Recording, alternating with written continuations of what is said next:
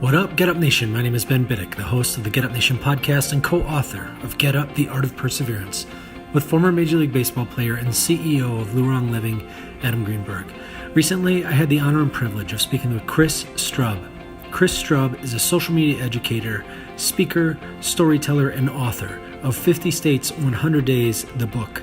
He is the first person to live stream in all 50 United States.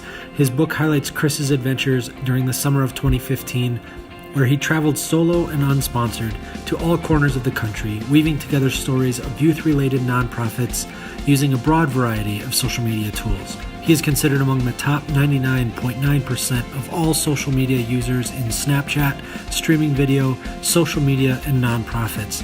When it comes to nonprofit organizations and social media, Chris is basically the most ninja out there. Chris, thank you for joining me on the Get Up Nation podcast. Hey man, it's great to be here. I'm up with ninja. Fantastic. Awesome. Chris, I know your schedule is very busy, so I'm honored you took the time to speak with me today. I have a number of questions about your book, which we will get into shortly. But first, could you share with Get Up Nation some of the services you currently offer individuals and organizations and what you've been up to recently? Yeah, man. So, first of all, thanks again for having me on. It's an honor, and to be listed among all of the previous guests that you've had on the show, it's really, really incredible. So in the last month, I've moved here to Greenville, South Carolina.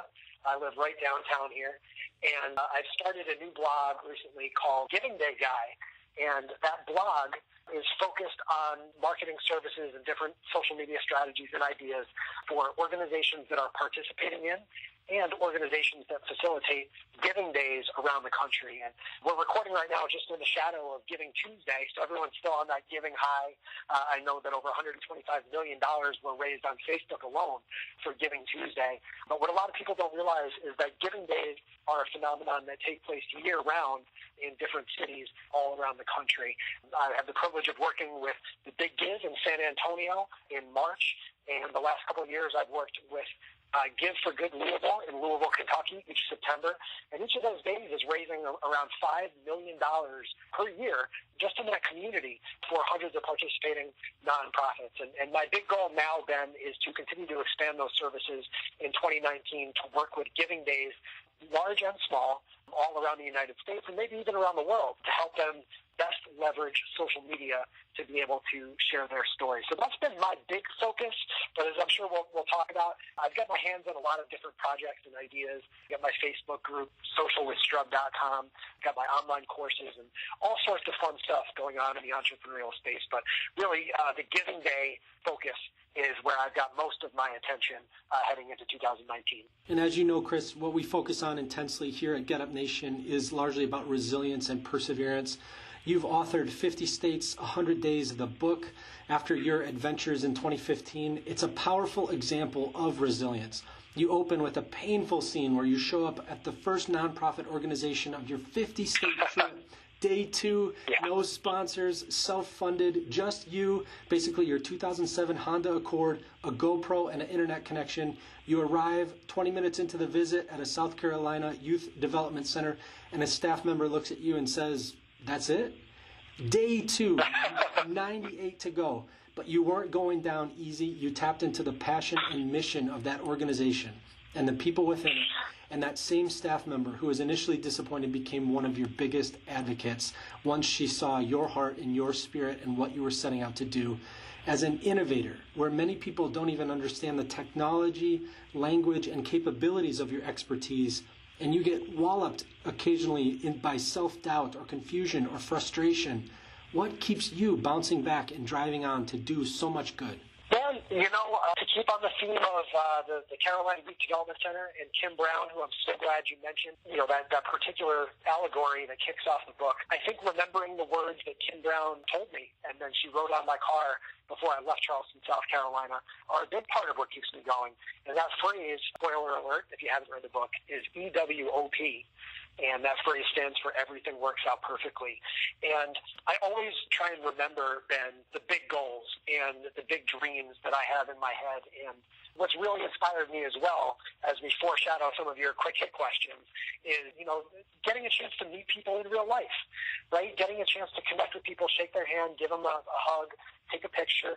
I've been very, very blessed over the last couple of years to be able to travel around the country, get invited to speak from coast to coast. And when you make those connections in real life, as I did during 50 States, 100 Days, with Kim and with the many other participating nonprofits, it's those experiences that fuel you, even when you're, in the office or like me in my apartment, placing phone calls and sending emails. It's those real life emotions when you see somebody for the first time that you've only connected with on the internet, or you hear how your work has impacted the lives and the careers of others, that really fuel me. And I'm very, very blessed to have a lot of that sort of emotional ammunition stored up here as we look into 2019 and beyond. In 50 States, 100 Days, the book, you describe how you visited organizations which are often, quote, the manifestation of one individual's passion. When you experienced all of these things, what did that teach you about perseverance and one passionate idea and what they can do together?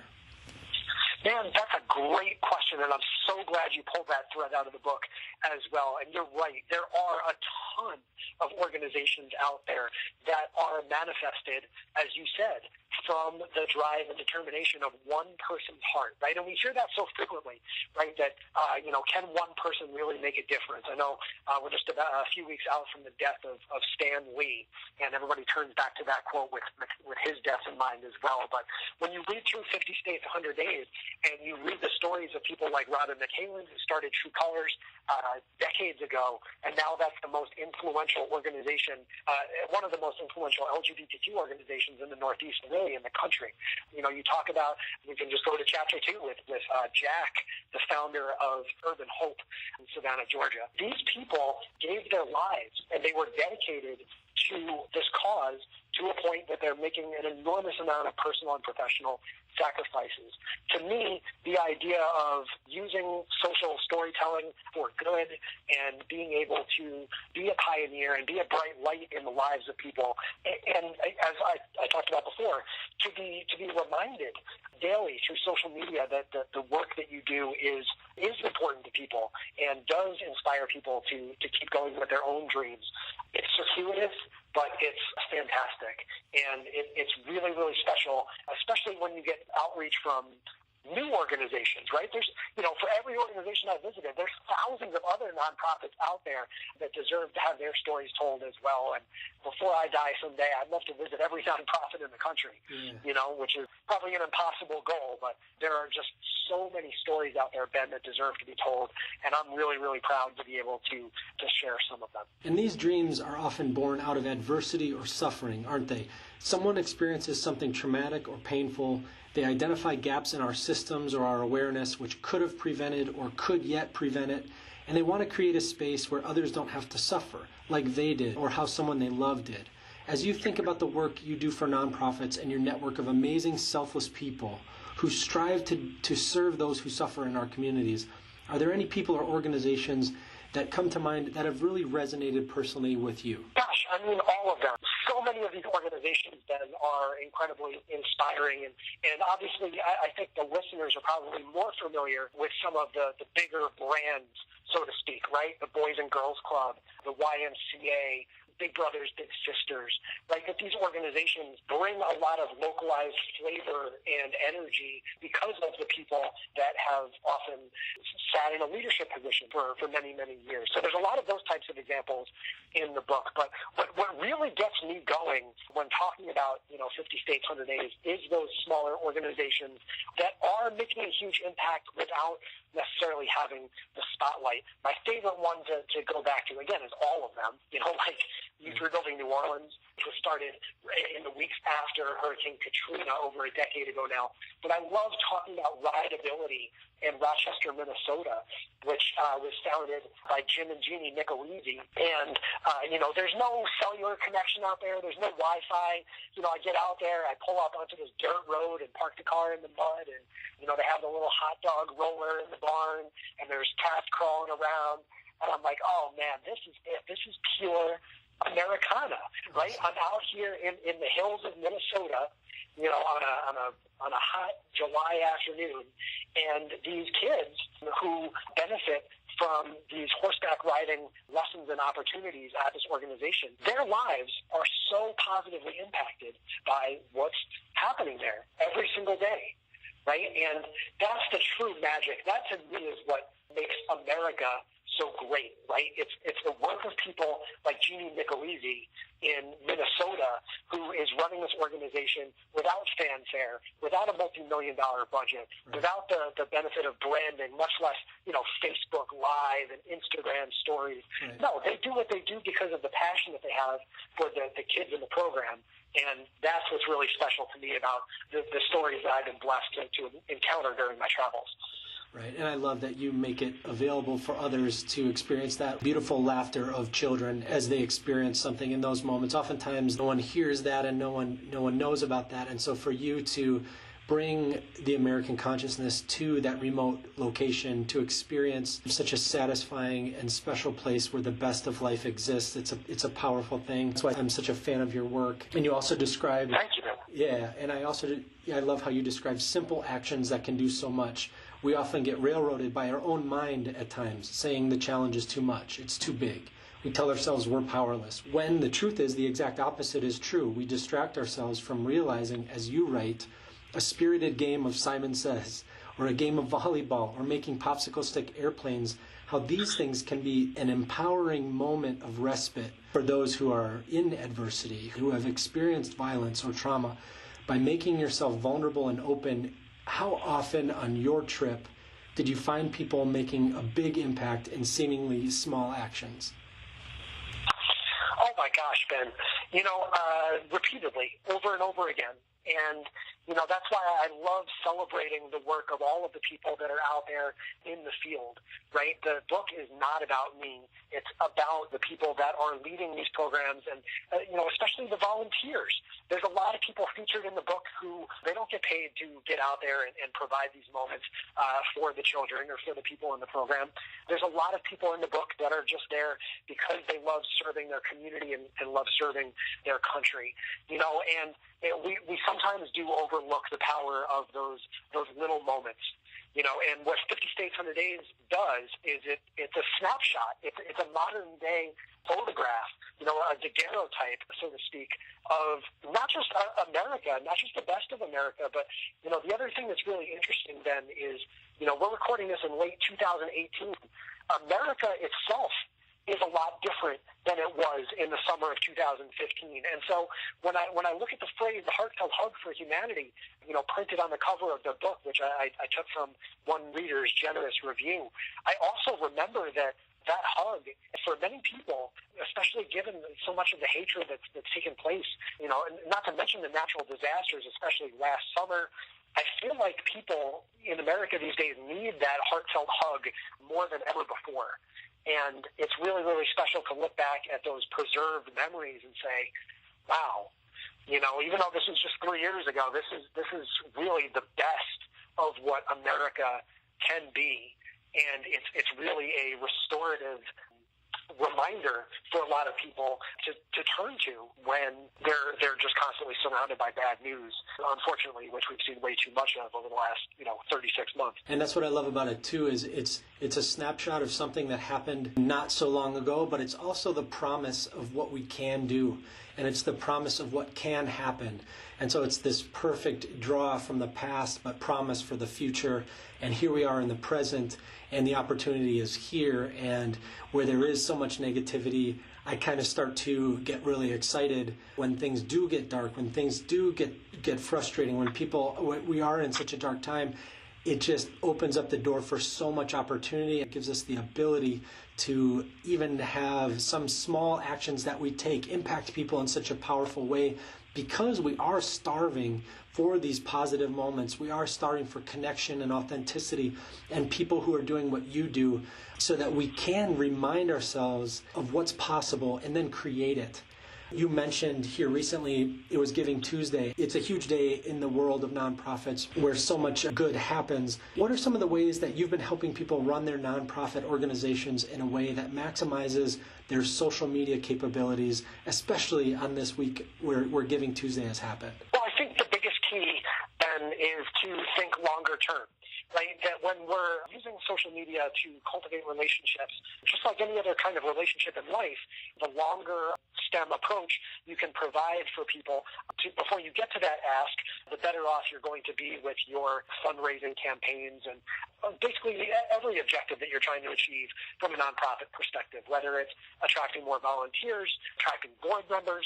So I encourage organizations to start with what their goals are and what their needs are at the moment, right? Social media seems like a lot of fun and games sometimes because it's so simple, right? We're going to type in something, we're going to post it on Facebook, we're going to find a picture, we're going to share it on Instagram. But the success comes and the money, literally and figuratively, comes when you use social media with a longer-term vision. You understand exactly who your audience is for everything that you're publishing on social media, and you speak to them in a language that is directly targeted to that particular audience. And I've been going through a little bit of a struggle with this lately myself, to be honest with you, Ben, is when you apply that filter to what you're creating on social media, it feels almost exclusionary. Right, because we all want to create stuff that just pleases everybody that's in our social circles already and everybody that we know. But if you're looking to achieve an objective through social media, then you have to remember to focus on those people who you know you are designing your message for. And that can mean speaking in more simple language, that can mean speaking in more advanced language, that can mean speaking on different social media channels, right? Do we need to attract a younger audience? Well, I don't like using Snapchat, but, if our younger audience is there, then we need to be on Snapchat. Stuff like that where you have to put your audience first and your customer first. And that's not something that's exclusive to nonprofits. That's really for every business, right? Just trying to adapt to the consumer base and to the audience that is your core constituency. Nonprofits, I find, sometimes can feel a little bit or can appear a little bit presumptuous on social media because they assume that everyone knows their story and knows their struggle. And that's the other big part of it then, is encouraging organizations to remember that most people don't understand the depth and the complexity of the issue that they're designed to take on.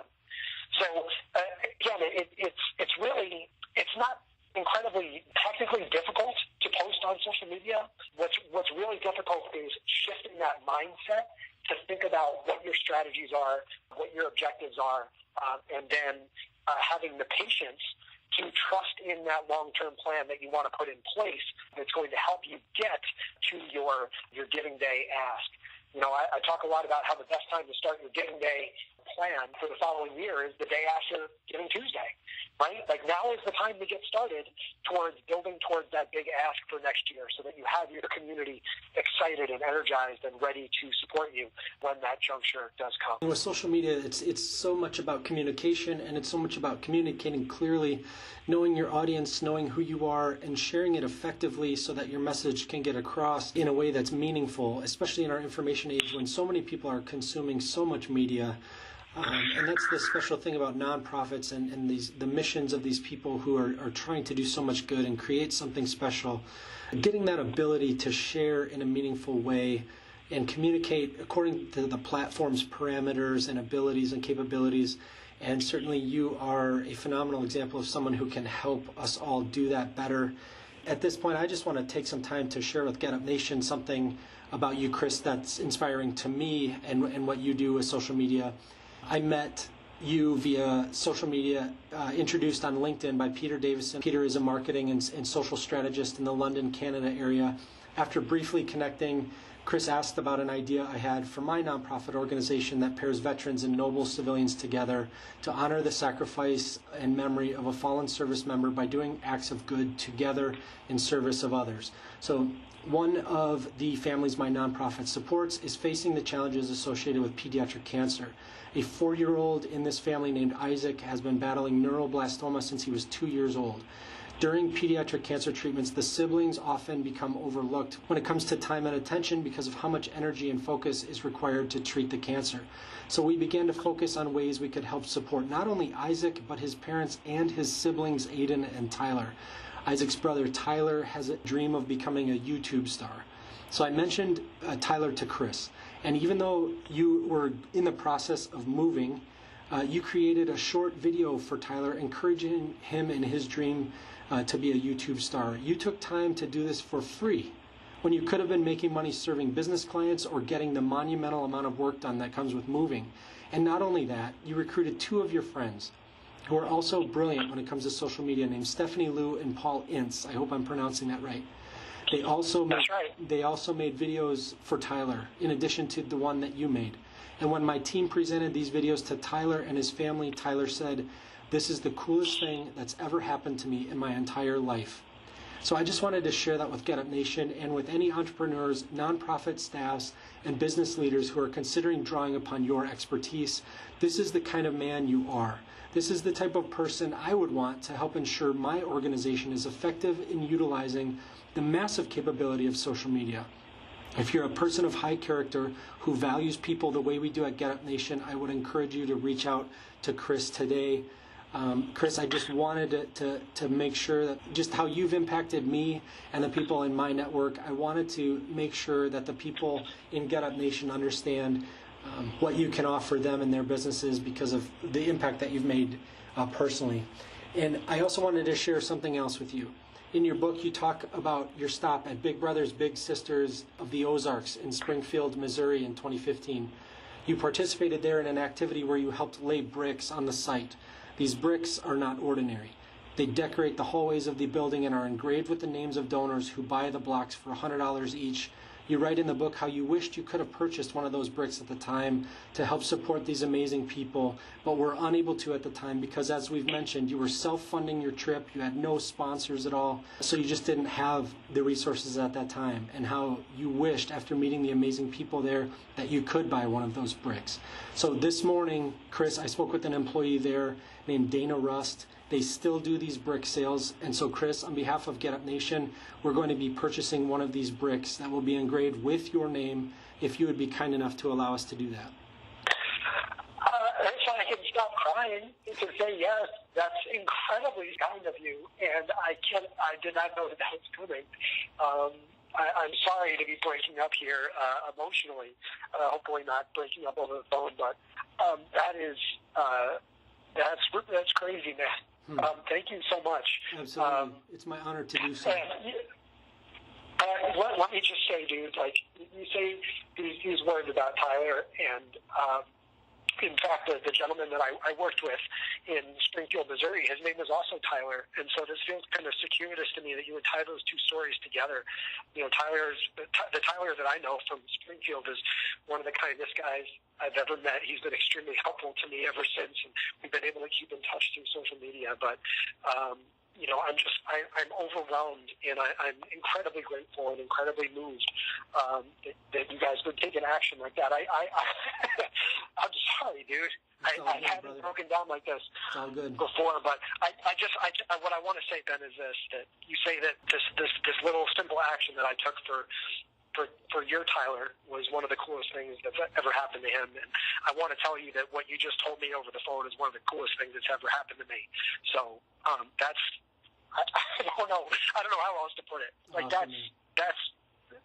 That's incredible, man. Thank you. It's our honor to do that. And a portion of the foreword of your book reads this: "This book is pure me, my heart, my soul, my all. One look at my credit card statements and I realize it's quite literally everything I've got. And now it's yours."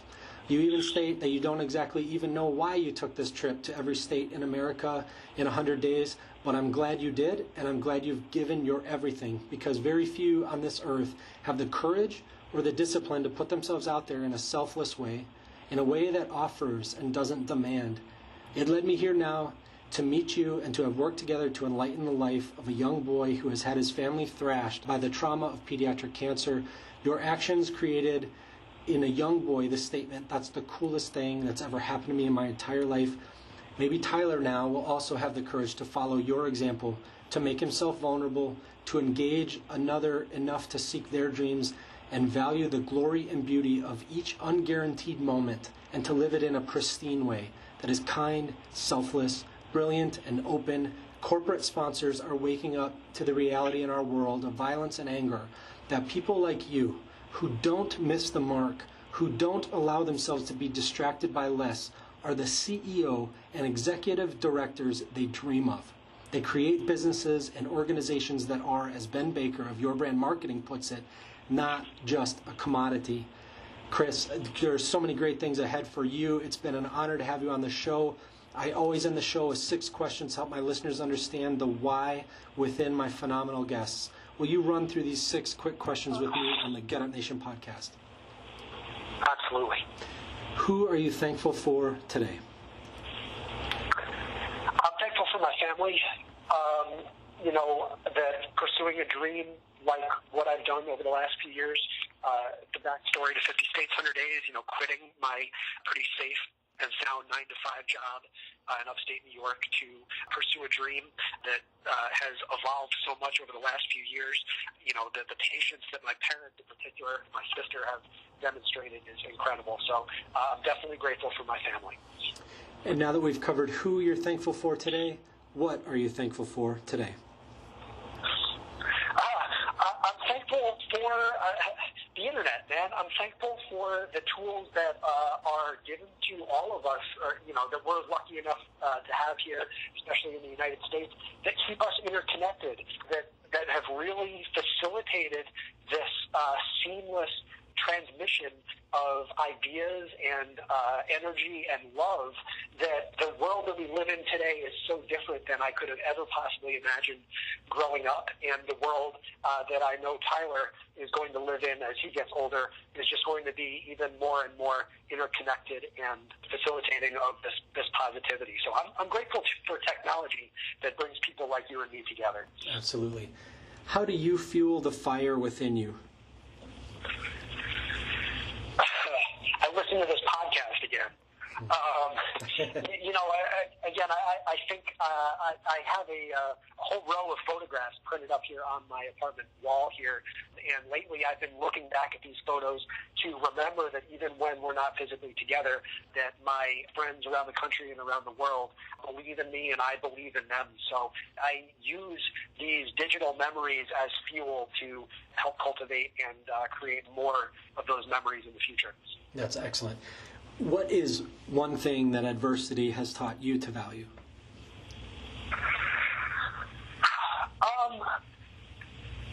Health. I'm very lucky myself to be in, and I'm knocking on wood literally right now as we're recording, pretty good physical health. And yet I never, ever take that for granted. That the ability to jump in your car and travel around and tell stories on the go is tied directly to your health. And so, I'm a very big believer in not just doing everything that you possibly can to maintain and improve your own health, but also to never take advantage of the ability to wake up and get out of bed every day and to do the most that you can with that energy that you're given every morning. So I would say health. What are you doing today you never thought you could? It's a great question. I'm living independently in a beautiful apartment here in Greenville, South Carolina, and spending my time communicating with some of the smartest and most professional people on the planet while planning out paid adventures to get to different giving days around the country next year. So I'm living a dream here in what I believe to be the most beautiful city in the United States. Amazing. And what will you do tomorrow that you never thought you could? Yeah, it's tough because, I've learned over the years every day I just feel more and more empowered.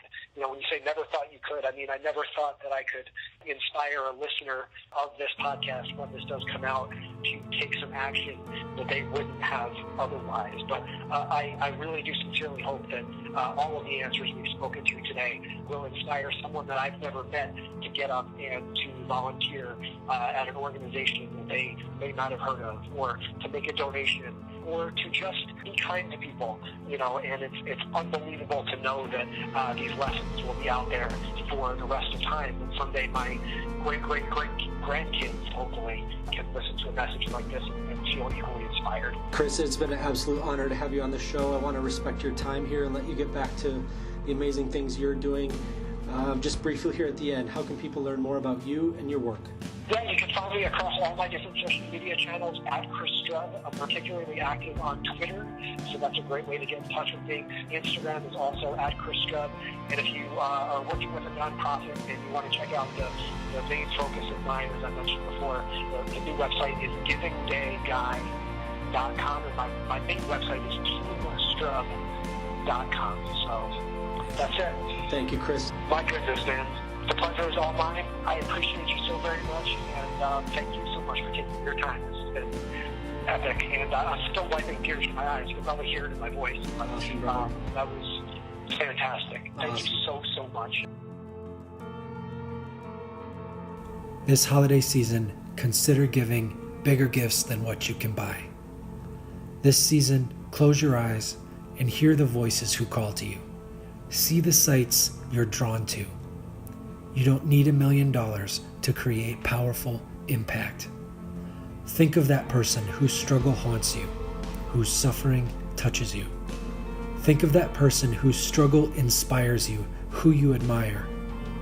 And be the person who takes action and refuses to let the words go unsaid. I'm thinking today of Isaac, Aiden, Tyler, Debbie, and Patrick Johnson. This one's for you. On behalf of Get Up Nation and United Patriot Missions, thank you Justin, Jonathan, Brian, Allison, Claire, Taylor, Sam, Lisa, Dan, and Nick. You know who you are. Thank you.